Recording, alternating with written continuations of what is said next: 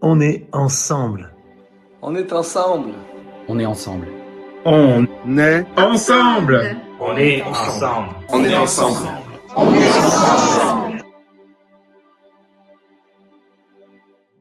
On a voulu inviter Franck Pécastin dans ce live parce que on se connaît très bien déjà avec Franck, mais aussi il m'a appelé il y a quelques jours, et il était malade, il avait attrapé le coronavirus et il va mieux. Il est confiné en même temps dans un autre pays. Alors j'ai pensé que vraiment son intervention pourrait vous encourager, pourrait vous fortifier. Et aussi, il a cette particularité d'être chef d'entreprise. Et aujourd'hui, on a beaucoup de chefs d'entreprise qui souffrent. Les business de beaucoup sont arrêtés. Beaucoup se demandent comment ça va se passer après cette crise. Et donc, je pense que Franck va vous donner des paroles, un témoignage encourageant.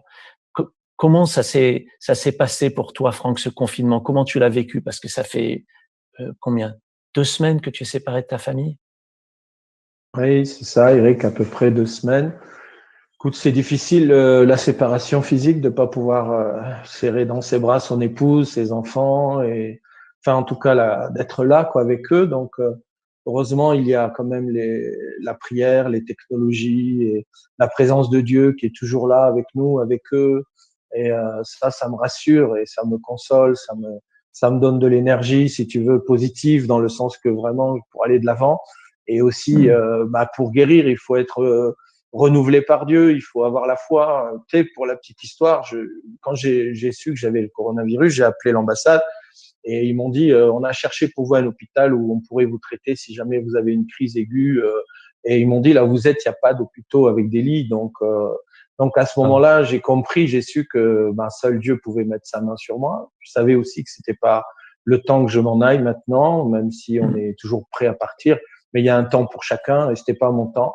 Et donc, et c'est vrai que j'ai fait une petite crise dimanche après avoir fait une célébration en ligne. Je me suis retrouvé à perdre vraiment le souffle, à perdre, à tousser, à perdre la respiration. Et là, j'ai eu vraiment le Saint-Esprit qui m'a inspiré, m'a dit appelle tout de suite ta femme, demande-lui de prier pour toi. Et c'est ce que j'ai fait. Je me suis allongé dans l'herbe à côté ici de la chambre d'hôtel, je me suis allongé, puis je l'ai dit, Carole, prie avec moi, prie pour moi parce que ça va pas. Et on a prié peut-être 1 heure, je sais plus, 1 heure et demie. Et au bout d'un moment, j'ai calmé mon corps, j'ai senti vraiment la présence de Dieu. J'ai pu me lever, j'ai pu sentir l'air frais de l'extérieur, respirer et prendre des longues respirations, réoxygéner mon sang. Et là, j'ai su que Dieu avait mis sa main. Et je crois que vraiment, c'est une expérience de foi. Et je savais que de toute façon, j'avais pas le choix. S'il y avait une crise ou quoi, il fallait que je compte sur Dieu. Donc, c'est une belle expérience de foi. Et Dieu crée un chemin, effectivement, de foi. Et je crois, il me semble que la foi, c'est ce qu'on espère, qu'on voit pas. Donc voilà. Donc là, je savais pas comment j'allais faire, mais Dieu avait trouvé un chemin déjà. Tu as eu un bon réflexe d'appeler ton épouse parce que des fois, on a juste besoin de quelqu'un avec qui prier. Et je vous encourage, vous aussi, qui peut-être passez par un moment difficile, trouvez quelqu'un avec qui prier. J'espère que d'ici quelques jours, on pourra mettre en place une ligne de prière, d'ailleurs, pour ceux qui n'ont personne à appeler. Donc, on salue ton épouse, Carole, on salue tes enfants. Ouais, on les aime beaucoup. Je crois qu'ils écoutent. Mathias, Je les embrasse. Makeda. Bisous, okay. Carole, Makeda, tout ça. Donc, c'est super que tu sois là, Franck, pour témoigner aussi. Donc, tu as traversé cette maladie. Tu es aussi chef d'entreprise. Donc, qu'est-ce que tu fais? Tu peux nous expliquer ce que tu fais? Oui, alors bon, je fais 3 choses principales. Je mets les gens en relation en fonction des besoins, l'offre et la demande au niveau soit des États, soit des entreprises et privés. Je suis aussi un expert international sur la cybersécurité, la norme ISO 27001, où je donne des cours en France pour des gens sur la continuité d'activité notamment et la gestion de crise. Et puis, je suis depuis quelque temps executive coach, c'est-à-dire j'aide à la transformation des entreprises, des cultures, des groupes humains quand ils veulent se transformer, même des églises, quand on veut transformer une façon de fonctionner, etc. Donc voilà, j'accompagne les leaders et les groupes dans ce domaine-là. Et ce qui m'a toujours étonné pour ça. D'accord, tu étais venu pour ça. Ce qui m'a toujours étonné chez toi, c'est que tu prépares les crises, en fait. Tu aides les entreprises à préparer les crises. Et là, franchement, on est devant une crise inattendu, qui est mondial. Comment est-ce que ça affecte ton business et comment ça affecte les gens dans leurs entreprises, dans leur business?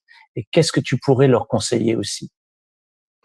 Bah là, j'ai une expérience assez récente puisque, comme j'ai dit, je donnais des cours financés par Pôle Emploi sur des bac+5 qui voulaient se réorienter en cybersécurité jusqu'à fin décembre. Et ensuite, ça s'était arrêté. Donc, les prochains cours étaient pas planifiés. Donc, j'ai pris du temps dans le jeûne et prière. Je dis, Seigneur, voilà, je remets mes activités, l'entreprise entre tes mains. Et il a ouvert des nouvelles portes, un nouveau chemin, des nouvelles rencontres, des nouvelles personnes. J'ai eu des nouveaux contrats et c'est une raison pour laquelle je suis ici en Afrique du Sud, parce qu'il y a eu des nouvelles portes et avec Madagascar, avec ici, avec d'autres pays, aux États-Unis. Et voilà, donc je crois que quand on est dans une période de crise comme celle-là et qu'on a la foi, c'est la prière, c'est le contact avec Dieu. Et je dis souvent le nouveau, c'est la définition du nouveau, c'est qu'on ne sait pas ce que c'est, sinon c'est pas nouveau. Et donc et comme c'est nouveau, Dieu va ouvrir un nouveau chemin, Dieu va créer quelque chose donc qu'on ne connaît pas. Donc parce que sinon c'est pas nouveau, donc c'est pas dans notre schéma de pensée, c'est pas dans nos raisonnements, c'est pas dans nos habitudes, mais ça va arriver. Et c'est arrivé pour moi et voilà, je bénis Dieu pour cela et je voudrais encourager vraiment les chefs d'entreprise. Et je sais que je discutais avec un qui a dit, tu sais Franck, je viens d'envoyer mes derniers salaires. J'ai 3000 salariés. Je viens d'appuyer sur le bouton. J'ai plus de cash. Je risque d'aller à la banqueroute. J'ai dit non, on va y arriver. On va trouver des solutions. Dieu va pas te laisser. Dieu va pas te laisser. Amen. Et Dieu est en train d'ouvrir des portes pour lui. Et Dieu va le faire, je le crois. Amen. Je me joins à toi pour lui dans la prière. Je le crois aussi. Et je le crois pour chaque personne qui nous regarde maintenant. Et je sais qu'une inquiétude, c'est vraiment l'économie. Qu'est-ce que je vais devenir? Qu'est-ce que je vais faire pour mes finances? Il y a une grande inquiétude qui s'est emparée de beaucoup de gens. Mais j'aime ton cœur, Franck, qui dit, non, j'ai foi en Dieu. Dieu va faire quelque chose de nouveau. Dieu va ouvrir une nouvelle voie. Et même pour les chefs d'entreprise, Dieu va ouvrir des voies. J'aimais quand j'étais jeune, j'ai aimé lire ce livre, Dieu dirige mes affaires. Et c'était un homme d'affaires qui avait dit à Dieu, c'est toi qui t'occupes de moi. Et je pense que c'est le moment de se tourner vers Dieu et de lui dire, occupe-toi de moi. Qu'est-ce que tu en penses, Franck? Je suis 100% d'accord avec toi et je pense que c'est même important de ne pas attendre de vivre des crises pour le vivre comme ça. Mais s'il faut passer par une crise pour apprendre à vivre, dépendre de Dieu, c'est peut-être nécessaire pour certains. Donc, vivons-le bien, vivons-le en acceptant que oui, c'est vrai, sans Dieu, on ne peut pas diriger bien ses affaires, on ne peut pas amener les gens. Vous savez, je vois l'entreprise comme une église. Je suis aussi pasteur en fait, mais l'entreprise, vous gérez des gens. Et quand vous gérez des gens, vous pouvez les influencer. Vous pouvez leur amener des valeurs. Vous pouvez leur amener la foi en Dieu justement dans leur travail.